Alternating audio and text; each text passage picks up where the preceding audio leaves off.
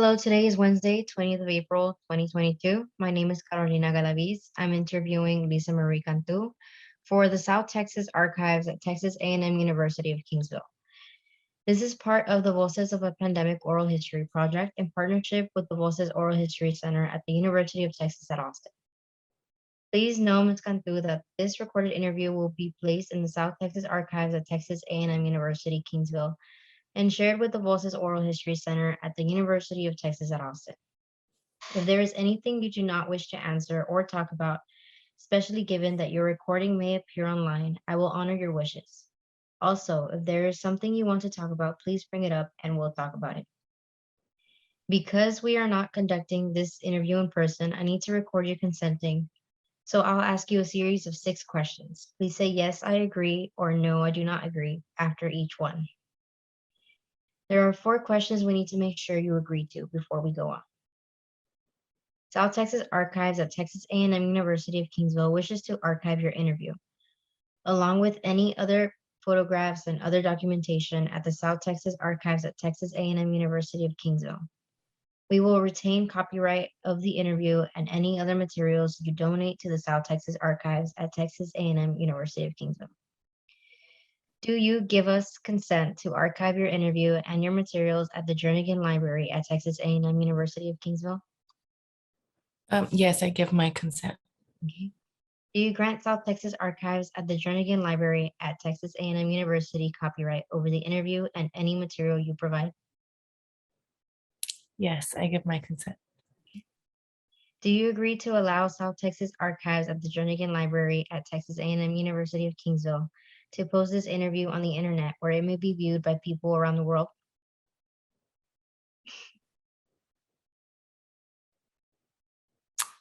Sure. Okay. Yes, I give my consent. Okay.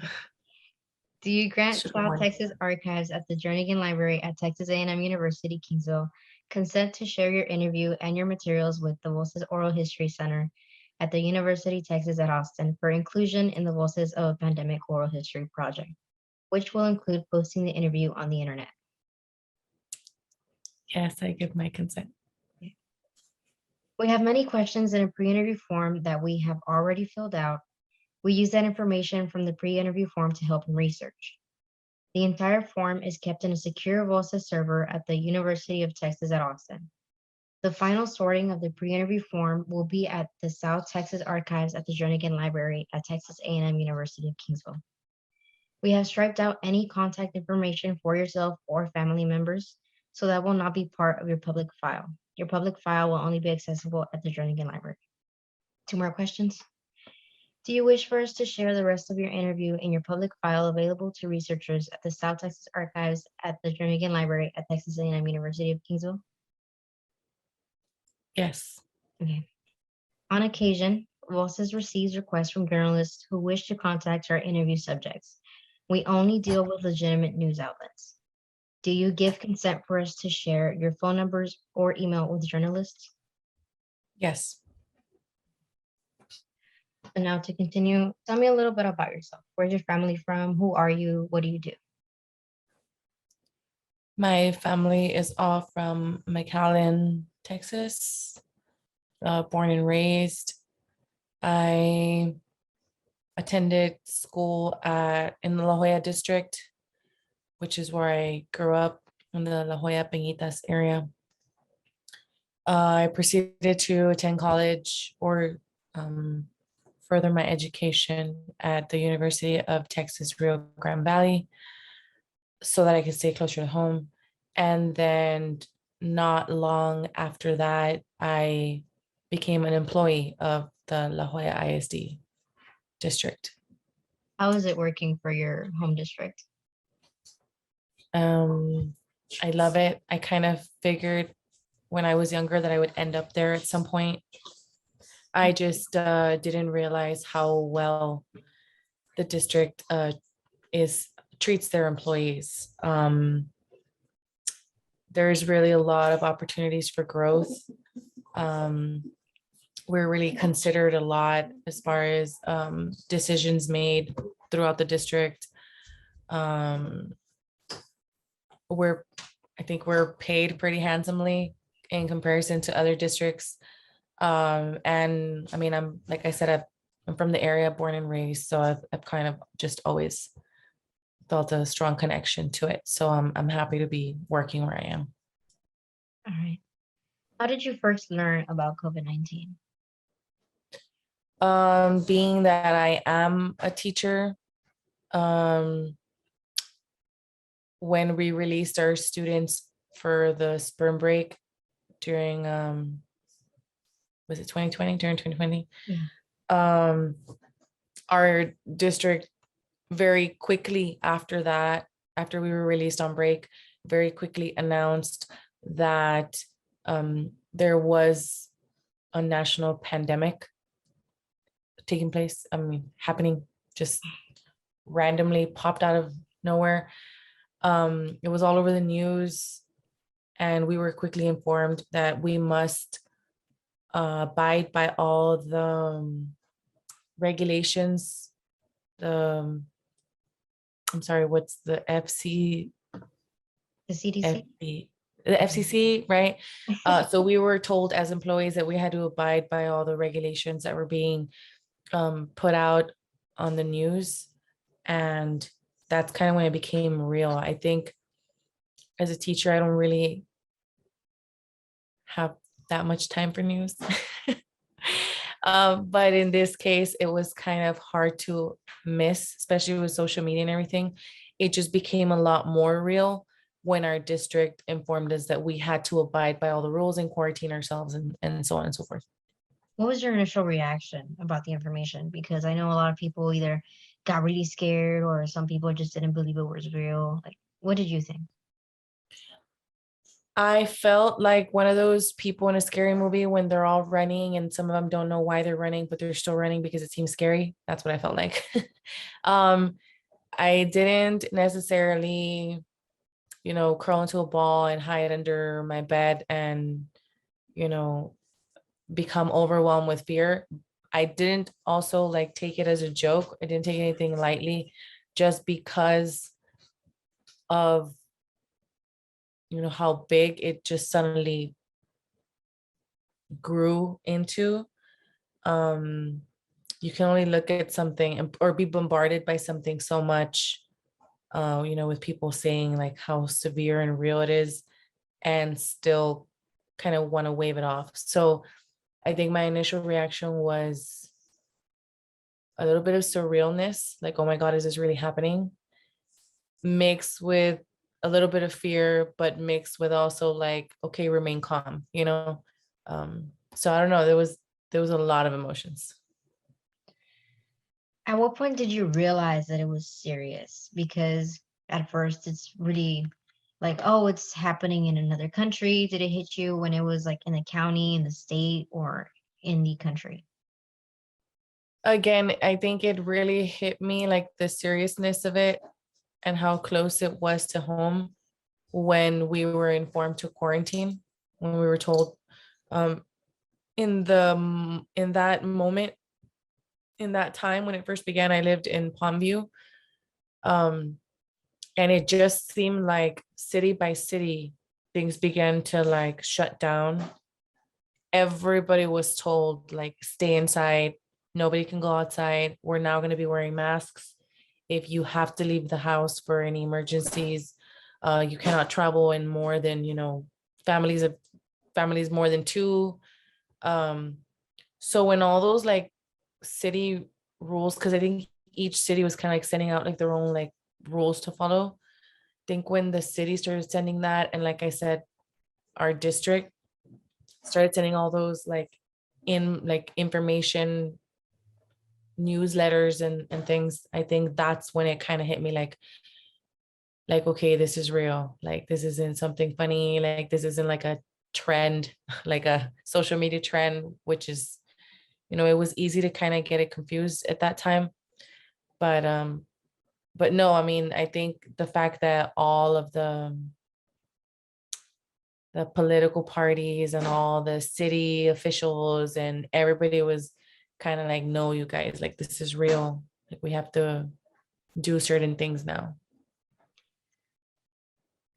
So when the pandemic itself happened, like and everyone was forced to go into quarantine, how did that affect your family members? Um, at first there was a lot of confusion with who had to stay inside and who had permission to leave.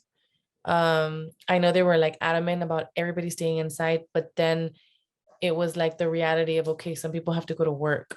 Like some jobs were not telling people like, hey, you can stay home. Some jobs were still requiring people to do like what was it called? Like first responder things. But not just the first responders, like what was that word? You had to be Essential like workers? a what? You were talking about essential workers? Essential. That's right. Like the word was essential. So I think as far as my family, the teaching could have been done from home, which it immediately was after they realized that it wasn't just going to be like a, oh, okay, we're quarantined for a couple of days type of thing. um Immediately we were told like, okay guys, let's get ready because things are about to change. And my husband was one of the people that had to like leave and travel and go work. I mean, he works in the refineries, pipelines. So I mean, all that work at that moment when it first began had to continue. But it was very scary because when he would leave, we didn't know, what was happening, like what is really happening out there. He's leaving, and I have to stay here. My job is adapting, my workplace is adapting us to work at home. So I think that there was just a lot of confusion. Yeah. Would you say the pandemic itself impacted the way that your family gathered? Like before the pandemic, I know a lot of Hispanic families would gather almost every week, or you would see someone almost every day. Did that change? Very much. I think our culture is just a little bit more dramatic or not dramatic, but we like to be a bit more cautious. So I really think that starting from quarantine, it just kind of made everybody. I know you had some people, that didn't care, were still gathering. I think my family just kind of everybody stayed in their corner, and we would just like call each other like, hey, how you doing, you okay, like. And then once people started getting like sick or more and more sick in our area, it was a lot of, don't leave, phone calls, wear your mask, are you sick, are you okay, like that type of. I don't really think that there was gatherings anymore. And even now when we do get together, everyone's a lot more cautious, and they're very quick to like, oh, like you're sick, like excuse yourself. So Wow, yeah. that's very open-minded because I know a lot of Hispanic families that would just like, oh, that virus isn't real. We have to see grandma, but I think it's very nice that you adapted to that and actually checking in instead of like I just think our culture has like people on both sides of the spectrum. You have the people that are very um no, it's not real, it's okay, like we're all together, if we get sick, like we're gonna be fine, and very nice, it's all like a bluff. And then you have people on the other side that were like, no, like no, like you can't, like you're gonna get sick, like no, cuídate, and like wear your mask and don't go outside. So I think our culture is very like both sides of the spectrum to the extreme. Like you have our family that's like, oh my God, no, you have to stay home. You can't because you're gonna get sick. And then you have the other side of the spectrum that's like, nah, but like it's okay, something happens. So that was a real eye opener, because it made me realize like my family, like, okay, we take things seriously when we have to. that's good. You talked about wearing masks. Would you say you were very adamant about that? And did everybody agree with you?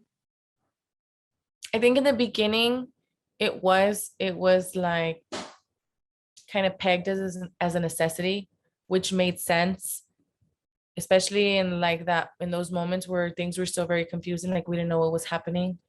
Um, it was like, okay, the mask is going to protect us. Like the mask is going to help us. Um, so yeah, like wear your mask, wear your mask, wear your mask. Like people were like clinging to masks for dear life, you know? And then as it just kind of like, as they started changing the rules and changing what they saw were the effects of the mask, their stories kind of started to topple on each other a little bit. And so I think that that's when it was like, okay, so do we wear the mask? Do we not wear the mask? Is it good for us? Is it not good for us? And I think that's when we kind of started saying, well, we'll wear it, but maybe we don't have to, like, you know, like as much.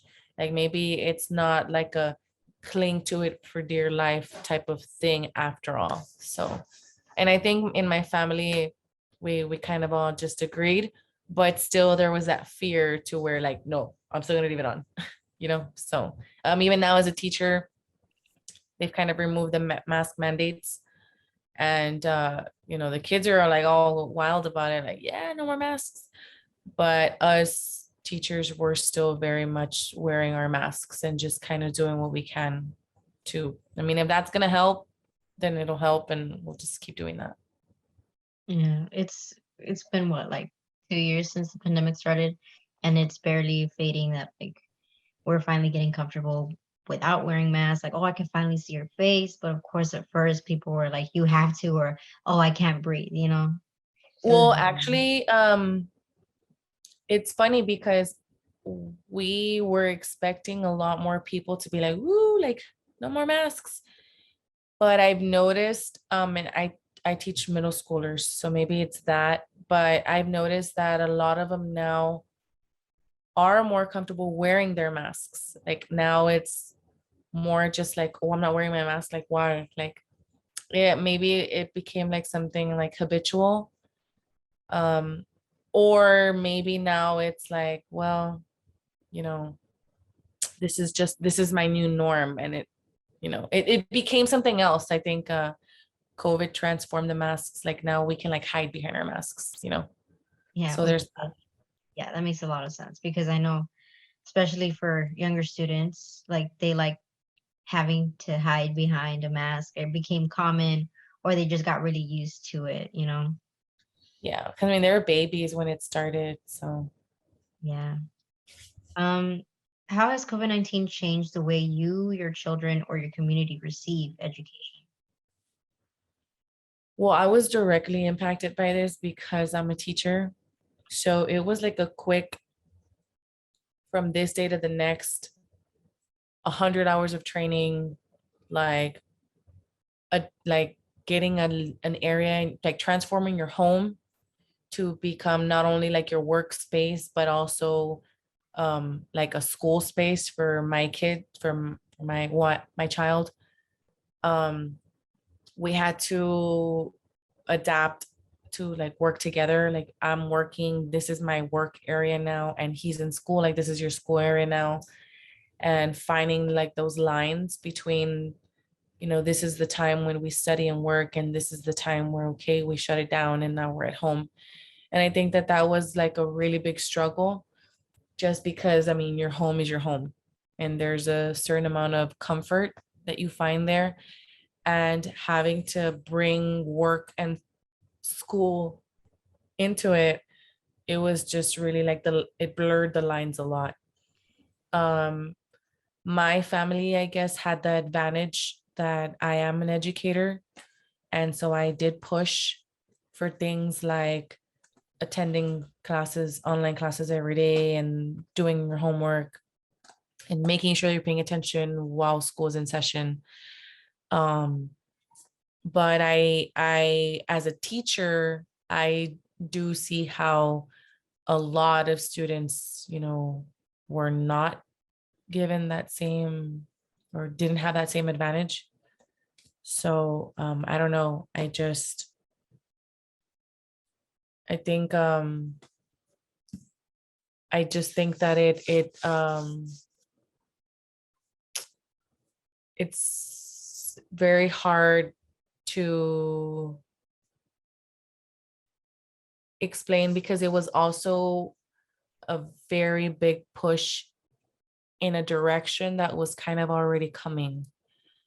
Educators like to say all the time, like, this was something that was inevitable, like transitioning to online, um, or more technology oriented, schooling and such. As a nation, we were already just kind of going in that path, just walking very slowly. And COVID kind of just like threw the doors open and say, everybody, we're doing this now. You have no choice, but also, well, this was going to happen. It was inevitable anyway. Um, so I don't know. It was kind of like I like to take it as a good thing. But of course, I mean, it's bad because it was a pandemic. So I don't know. It's very interesting the way you put it, because I did hear a lot even before, like even when I was in middle school, I would hear teachers say, "Oh, technology is the future for education," but it was just so sudden for us. And I also found it interesting how you said that work and your home are now blurred, because you hear a lot like, "Oh, like you should leave work at work, and when you're home, just leave it all there." But of course, that changed everything. Um, since you're a teacher and also had a child in school, was it hard to monitor him while also teaching a class of your own? Um, Very. So I think it was a lot of there was a lot of humbling moments, or not humbling, but eye-opening moments to my fellow coworkers, me as a fellow coworker, my principal, just all these higher ups, all these people that, hold positions of authority. We were all just kind of brought down, all of us, to the same level, just because we constantly had meetings where we had kids coming into screens, kids asking us questions, having to stop because, wait, like, my kid's teacher's asking him something, he's not answering. Um, so I think, as far as like me being a teacher and having my son work so close to me, I mean, it was a lot of how do you call it? Um, like life moments. Like, hi guys, is welcome to my life. Like, this is what's actually happening here. And it kind of just put me on the same level with everybody. I think that we kind of just all, it was a moment where all of us were very like together as far as teachers with kids at home go. Um, and on the home front, it was like my son seeing, well, like, wow, my mom does this all day, every day, and without me. So, he would ask me things like, why are you always working? Or why do you have to do this? Or why do you have to do that? And so it was kind of like a, a door for both of us to just kind of get a peek, like, oh, like and I would hear him answer, like questions like, wow, like he's involved, or wow, he's answering questions correctly, or he's doing so well. So um, it kind of also gave me extra strength on the multitask front, because I always had like my attention here, my students focusing, meetings, things like that. And then also, you know, the other half of my attention on my child and his schooling and making sure he's eating and making sure, he's doing his homework and answering questions and all that. So I felt like I was pulled in a lot of different directions, at the same time. But again, I'm seeing how that was a strength for me. And then, like, now I can be having this conversation with you and hear something that's like going on over there on the side, So yeah. Wow, that's really interesting. I've never even would have like thought about that perspective. Would you say that like your son and yourself had the technology and resources to like go to school? Does that make sense? So this is something that was a real eye opener for me personally. I teach in an area that is rural, blah. And it's low income, just we have a lot of students that struggle at home um, on a day to day, even before COVID. And I think that I was blessed to be in the position I was in when COVID happened because everybody worked together to help me have what I needed to continue my day to day, to be able to work, to be able to help my child. I was given technology on technology. Technology was there was no like limit to the technology that I was offered. Um, I had all the resources and and extra funding even to make sure I had Wi-Fi, to make sure I had, computers, to make sure I had just the extras that I needed to function. And unfortunately, on the other side of the screen, I had students that there was no cell tower at home. There was no service or signal. We had to give our students hotspots that in some streets didn't work because there was no signal, being reached. Students that, almost everyone had to have an electronic given to them or borrowed from the school because none of them had electronics at home. Um, so our school really pulled together to make sure that every single one of our students had a device to work from home. And even then, we struggled so much because the signal would lag, the signal would cut off. There was no signal at all. I believe they went as far as to place a cell tower in the community that I service, so that they could, have that being able to log in. My son didn't struggle because I had electronics galore, but there was students in his classroom that depended on having to go pick up devices from campus, go pick up hotspots because they didn't have the same opportunities. So that was I was very humbled by being able to witness how many students struggle outside of school as far as being able to receive a quality education. Well, it's really good that your district was allowed or was able to provide technology. And not all districts were. Very true. Yeah, our school district really pulled through for our kids. Like they went above and beyond. So that's good. Would you say they also provided other resources? Would you say like I know some districts help distribute food or allow people to pick up food that whose That children. was something that was top priority in my campus because of the area that I work in, because of the struggles that I mentioned in my previous answer. It was very important for my campus to be able to give the students breakfast and lunch every single day. Like there was lunch ladies giving out. We had cafeteria workers and admin and staff members, in intervals, working in intervals, distributing breakfast, distributing lunch through drive-by. Just because our kids, most of our kids depend on that.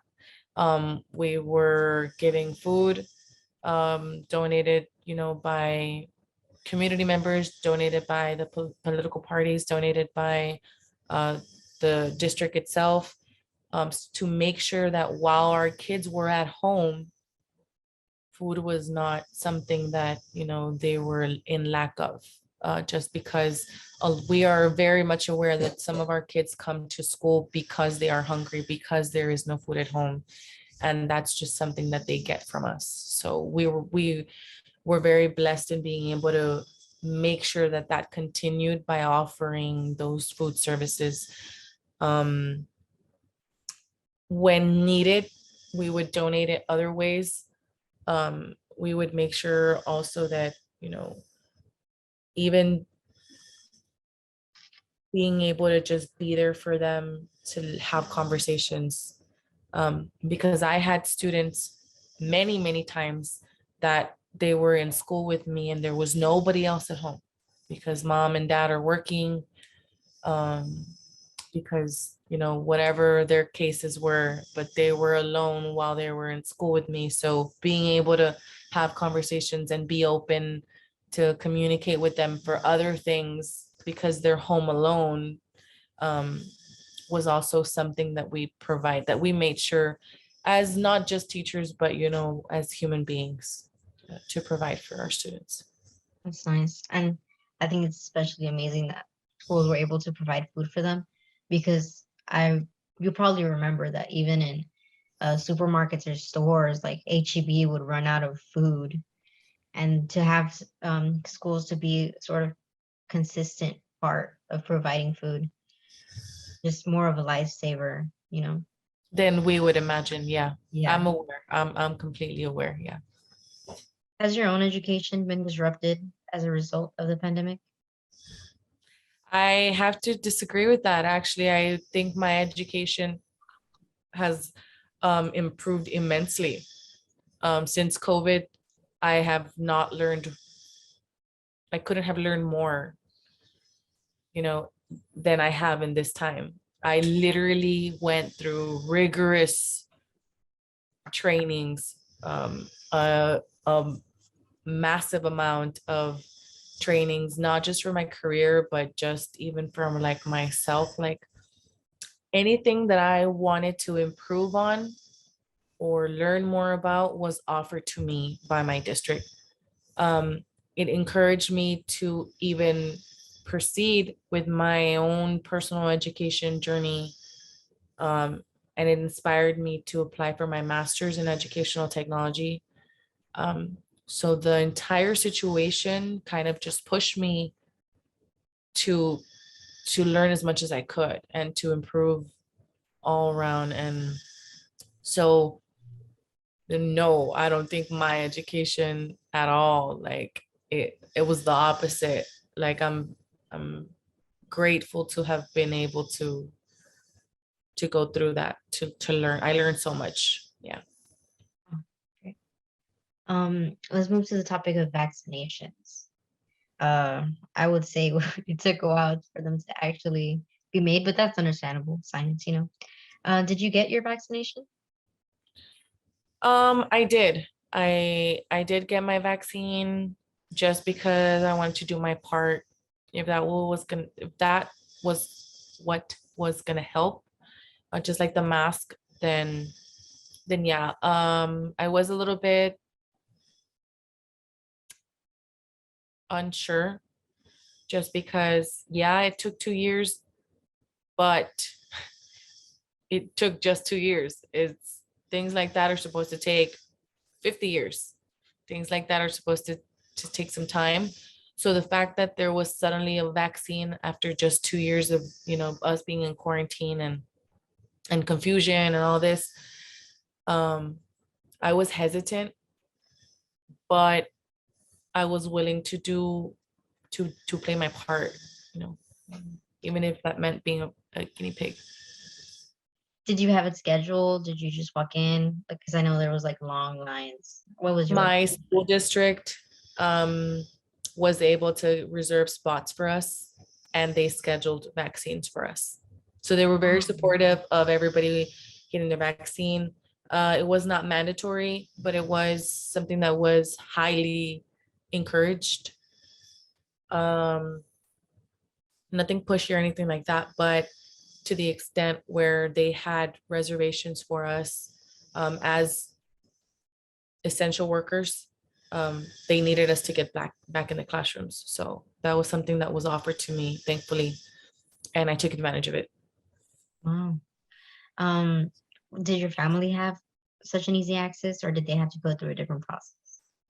Um, Most of my family is in the education field as well, and the other half is heavy on medical needs.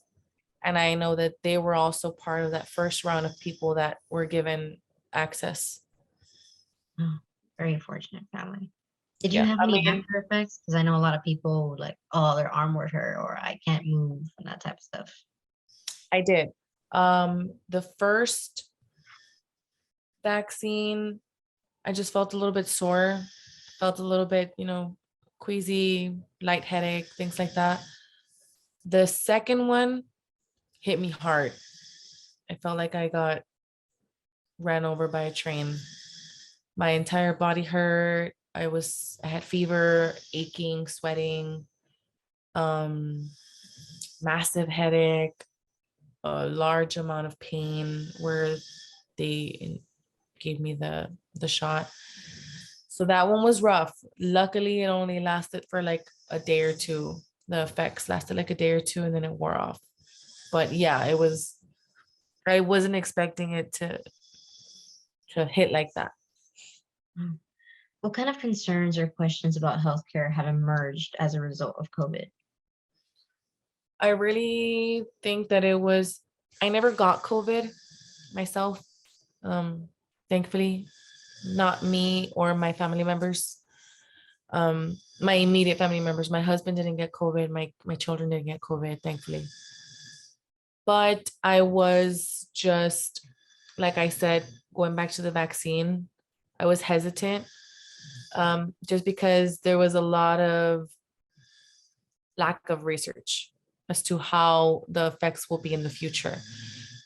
We haven't heard anything yet about it. I think the media played a large part in spreading fear in the beginning. Um, but since then, we haven't heard anything. So I want to say that I've kind of calmed down, you know, um, as far as me being concerned in the future about my health for in the future. So, but I am very aware now. Like, I do work with children. So if anything, if I feel coughing, sneezing, aching, headaches, anything like that, I am very like on high alert because I have a baby. Now I have a pandemic baby. So, um, which, that was also my concern. I did get my vaccine while I was pregnant.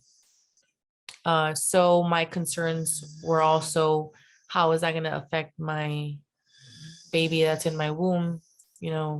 I was given a vaccine that I don't know much about.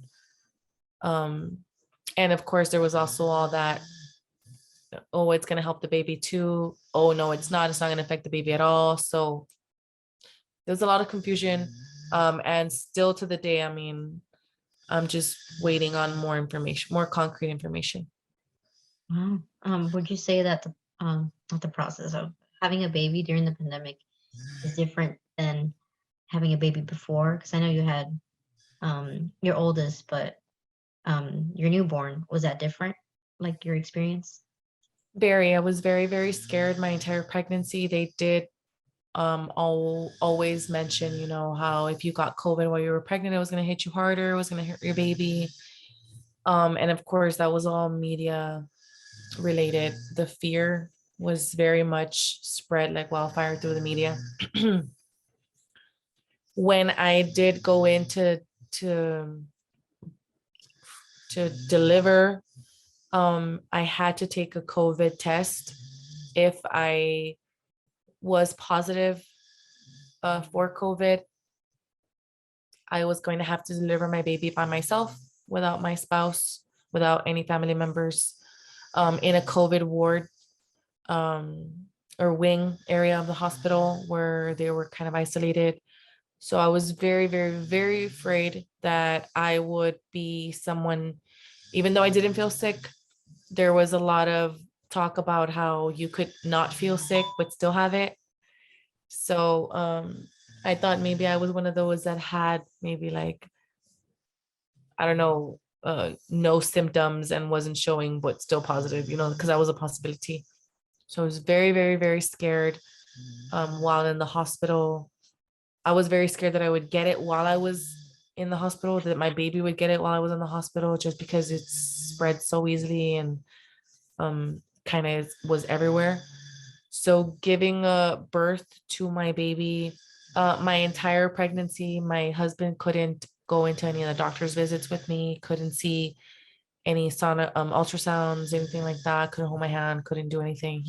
He wasn't involved with the doctor with me at all, which was very different from my first baby because he was very much involved with that one. But thankfully everything turned out, good.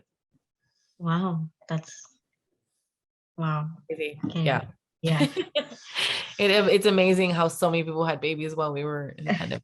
exactly. And that, oh, I just wow.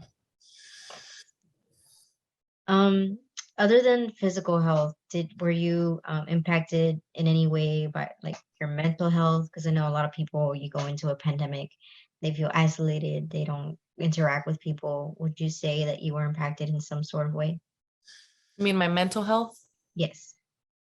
very much so. Yeah. Um, there was there were a lot of moments where um I'd get anxiety from being home, couldn't leave. I'm a person who's very much on the go all the time. So having to be like buckled down and stick to my four walls.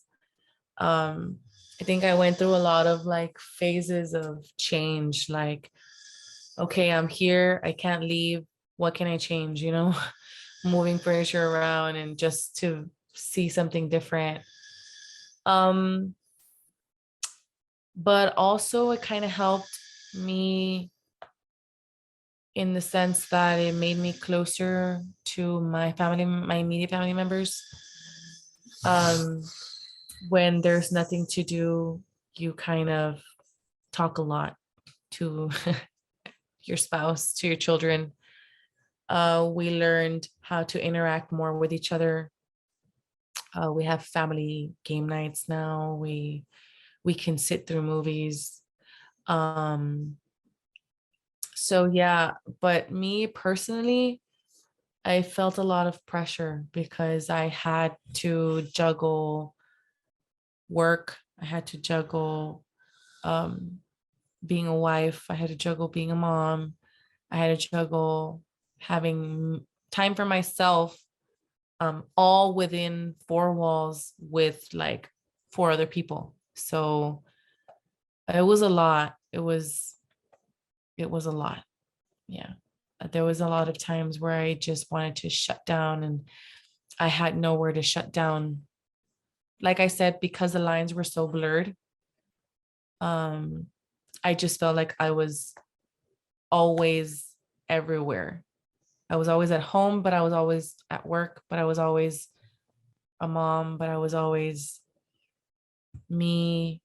And I couldn't be me because I was all these other things. So it was a lot. Yeah. Did it get easier over time? You said you powered through it and it made you stronger. It's easier now because I went back to work. I Great. actually work and the lines are becoming less and less blurry now. So I feel like a human being again. I feel like COVID had me, um, COVID made me like get functioning anxiety, high functioning anxiety. And I was like on autopilot the entire time. And now I'm kind of like waking up like, okay, here we are. Like we're back. You can, separate, church and state now. So yeah. Um, did any of your family members lose work or struggle financially throughout the pandemic? My husband lost his job about 6 months in. So he was without work for about 7 months. How did you, well, how were you able to deal with that?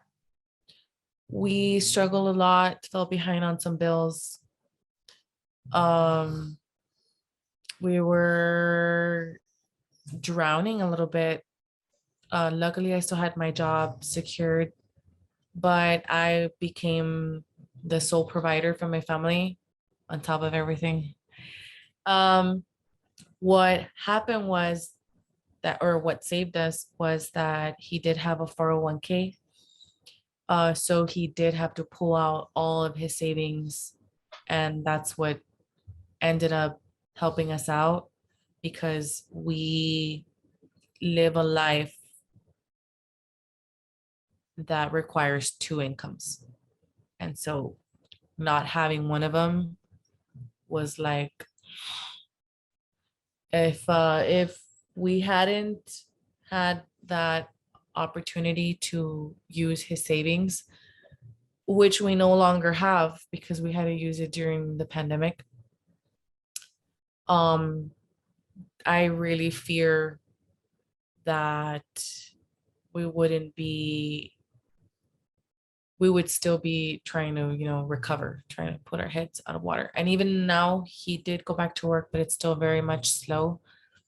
So we're still kind of like, we're above water, but we're like, no, like it's at the nose.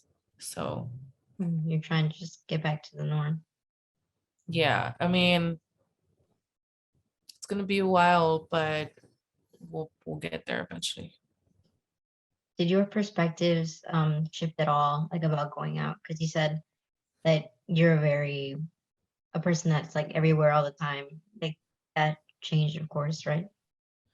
Um, yes and no. Yes, because now I feel like going out is a necessity. It's no longer just like a thing that we do. Um, but also there is a sense of wanting to get back to my norm. So that is being active, out doing things, going to Target. um, but there is a lot of now like, you know, do I have to? Now I'm kind of now I'm a little bit more of a homebody than I was before. And now I'm kind of very like, uh, don't go out. That like just because we can all go back to work now, it doesn't mean, let's all rave together. So uh, call me judgmental to the people who are out partying now. So Would you say you took your family or um you stopped taking your family places, or did that like slowly stay consistent and is now going back to normal? I stopped completely for a while in the beginning. Little by little, I would take them out for necessity only. Um, things like the doctor, the dentist. Um, there wasn't much else that was being offered for a long time. Um, and now, little by little, because we're all vaccinated, we feel a little bit more comfortable kind of stretching our legs again. So, yeah, we go to the movies now again. That's good. Um, okay, that's pretty much the whole interview. Is there anything else you would like to share with me about your experiences with COVID-19 that I have not asked you about? It was horrible. I would not do it again. I would not do it again. But I feel like a part of history. Why lie? Yeah, You know, especially that's with so. those World War III scares and stuff. It's a bunch of historical moments. I'm a teacher from the pandemic. Like we pretty much have paved a whole new way, a whole new road for the incoming teachers. Like we were like this to change like the standards, like we didn't even bat an eye. Like, oh, we're doing all this now. Great, let's do it. We got it. Like, buy me some pens and some journals, then we'll take care of this for you. So, yeah, overall, it was a bittersweet it was bittersweet living through a pandemic. I can't believe it's already been, you know, years later. Can't believe it. For sure. Well, thank you so much, Marie. You were a great interviewee. I hope you have a very great day. Thank you. Bye bye. Bye.